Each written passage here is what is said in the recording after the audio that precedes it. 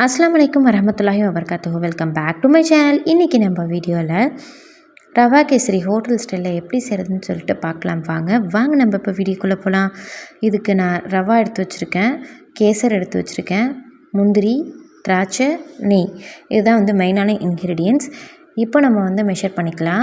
நான் 100 கிராம் ரவா எடுத்துக்கிறேன். 100 gram ரவாவுக்கு 100 gram sugar add பண்ணால் கரெக்டாக இருக்கும்னு சொல்லுவாங்க. ஆனால் பட் அது நார்மல் சுகராக தான் எல்லாம் தான் இருக்கும். ஆனால் 150 கிராம் இன்னும் பர்ஃபெக்டாக இருக்கும். நான் 150 கிராம் தான் நான் போட போகிறேன். அது கூடவே எந்த அளவுக்கு நீங்கள் ரவை எடுத்தீங்களோ அதே கப்பில் அந்த மெஷர்மெண்ட் அளவுக்கு தான் நீங்கள் எண்ணெயும் நெய்யும் ஆட் பண்ணணும். அப்போ அதே பவுலில் நான் பார்த்திங்கன்னா பாதி அளவுக்கு எண்ணெயும் பாதி அளவுக்கு நெய்யும் ஆட் பண்ணிக்கிறேன். நான் கடலெண்ணெய் யூஸ் பண்ணுறேன். நீங்கள் கடலெண்ணெய் யூஸ் பண்ணால பிடிக்காது அப்படின்னாக்கா ரீஃபைண்ட் ஆயில் யூஸ் பண்ணிக்கோங்க. கடலெண்ணெய் நல்லாயிருக்கும். அதுக்கப்புறம் கேசர் பார்த்துக்கிட்டிங்கன்னா நான் 1.5 கிராம் எடுத்துக்கிட்டேன். இப்போ ஒரு பேனில் எண்ணெயும் நெய்யும் நம்ம எடுத்தோல்லையே அதை மெல்ட் பண்ணி எடுத்துக்கலாம். மெல்ட் பண்ணிவிட்டு அதில் 3/4 வாசி அளவுக்கு எண்ணெயும் நெய்யும் நம்ம மெல்ட் ஆனது எல்லாத்தையுமே எடுத்துகிற போகிறோம் பவுலில். இதை லாஸ்ட்டாக தான் நம்ம ஆட் பண்ணுவோம். அது எப்போ ஆட் பண்ணணும்னு நான் சொல்கிறேன். நான் சொல்கிற ப்ரொப்போர்ஷன்ஸில் எல்லாத்தையுமே ஆட் பண்ணிங்கன்னா பர்ஃபெக்டான கேசரி உங்களுக்கு கிடைக்கும். இதில் எண்ணெயும் நெய்யும் நீங்கள் ஸ்கிப் பண்ணிங்க, கம்மியாக ஆட் பண்ணிங்க அப்படின்னாக்கா பர்ஃபெக்டாக உங்களோட கேசரி இருக்காது, கம்மு மாதிரி போயிடும். அது நல்லாவும் இருக்காது. கொஞ்சம் அது சூடாக இருக்கும்போது நீங்கள் சாப்பிட்றணும், இல்லாட்டி நல்லா இருக்காது. இப்போ எண்ணெயில் லைட்டான சூடாக இருக்கும் போதே நம்ம முந்திரியும் கிஸ்மிஸ் பழத்தையும் ஆட் பண்ணிடலாம்.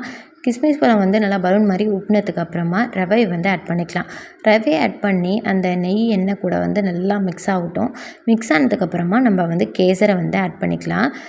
லைட்டாக ஒரு கலர் சேஞ்ச் இருக்கும். அதுக்கப்புறமா நம்ம கேசர் ஆட் பண்ணிக்கலாம். நீங்கள் குங்குமப்பூவை ஆட் பண்ணும்போது நிறைய வகை குங்குமப்பூ இருக்குது. இது கொஞ்சம் ரெட்டிஷ் கலர் கொடுக்கும். நான் அந்த குங்குமப்பூ நான் எடுத்திருக்கேன். இதுக்கு கேசரின்னு பேர் வந்ததுக்கு காரணமே குங்குமப்பூ போட்டு செய்கிறதுனால தான். அது நம்ம எல்லாருமே இப்போ குங்குமப்பூ போடாமல் கேசரி பவுட்ரு வச்சு யூஸ் பண்ணுறோம். இதுக்கு கேசரின்னு அதனால தான் பேரே வந்துச்சு. குங்குமப்பூ போட்டு மிக்ஸ் பண்ணதுக்கப்புறமா நம்ம சுகர் ஆட் பண்ணிடலாம். ஆட் பண்ணி மிக்ஸ் கொடுத்துருங்க. சுகர் லைட்டாக மெல்ட் ஆனதுக்கப்புறம் நம்ம கொதிக்க கொதிக்க தண்ணி இதுக்கு ஊற்றணும். அப்போ தான் பர்ஃபெக்டான ஸ்ட்ரக்சர் உங்களுக்கு கிடைக்கும். அதே மாதிரி இந்த ரவாவில் லம்ப்ஸ் ஃபார்ம் ஆகும் இல்லையா, கட்டி கட்டியாக, அந்த கட்டி கட்டியாக ஃபார்ம் ஆகாது. நல்லா சாஃப்டனாகவும் இருக்கும். இப்போ இது தண்ணியை ரவை உறிஞ்சதுக்கு அப்புறமா இது கூட நம்ம எடுத்து வச்சுருந்தோம் இல்லையா நெய்யும் எண்ணெயும், அதை இது கூட ஆட் பண்ணிடலாம். ஆட் பண்ணிவிட்டு லைட்டாக ஒரு மிக்ஸ் கொடுத்துருங்க. கொடுத்துட்டு இது கூடவே ஏலக்காய் பவுடர், அப்போ இல்லைனா ஏலக்காவை நசுக்கி இதில் ஆட் பண்ணிக்கோங்க. ஆட் பண்ணிவிட்டு இது கூட ஒரு சிட்டிகை உப்பு. இதுக்கு தண்ணி எவ்வளோ ஆட் பண்ணணும்னா எந்த கப்பால் நம்ம ரவை மெஷர் பண்ணுறோமோ அதே கப்பால் 2 கப் தண்ணி ஆட் பண்ணணும். நீங்கள் பால் சேர்க்குற மாதிரி இருந்துச்சுனாக்கா 1 கப் பால் 1 கப் தண்ணி ஆட் பண்ணிக்கோங்க. இதை மூடி போட்டு ஒரு 3 to 4 மினிட்ஸ்க்கு அப்புறமா நான் ஓப்பன் பண்ணி காட்டுறேன். பர்ஃபெக்டான ஸ்ட்ரக்சரில் இருக்கும். இதை எடுக்கும் போது ஸ்கூப்பி கன்சிஸ்டன்சியில் இருக்கணும். அதை ஐஸ்கிரீம்லாம் ஸ்கூப் பண்ணி எடுத்து அழகாக வரும் இல்லையா, அந்த மாதிரி அதுதான் ஸ்கூப்பி கன்சிஸ்டன்சி. அந்த மாதிரி இருக்கணும். இப்படி இருந்துச்சுன்னா உங்களோட கேசரி பர்ஃபெக்டாக இருக்குதுன்னு சொல்லிட்டு அர்த்தம்.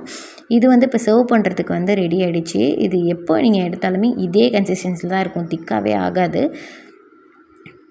இந்த வீடியோ உங்களுக்கு பிடிச்சிருந்துச்சி அப்படின்னா லைக் பண்ணுங்கள், ஷேர் பண்ணுங்கள், மறக்காமல் சப்ஸ்கிரைப் பண்ணுங்கள்.